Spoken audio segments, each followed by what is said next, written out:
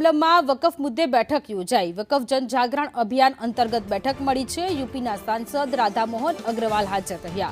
બેઠકમાં વી રત્નાકર પણ હાજર રહ્યા છે। વકફ મુદ્દે જાગૃતિ લાવવા માટે માર્ગદર્શન આપવામાં આવ્યું છે।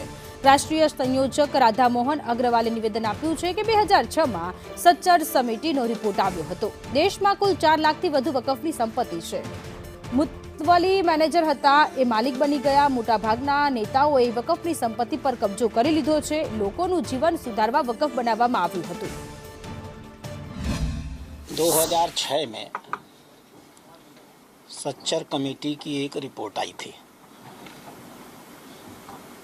उस रिपोर्ट में सच्चर कमेटी ने लिखा देश में कुल 4,05,000 वक्फ की संपत्तियां हैं।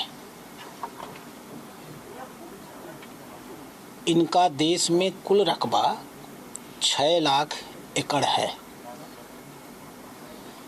सच्चर कमेटी ने आगे लिखा यदि 6 लाख एकड़ जमीन का सही तरीके से उपयोग हुआ होता तो प्रतिवर्ष 12,000 करोड़ रुपए की आय होती।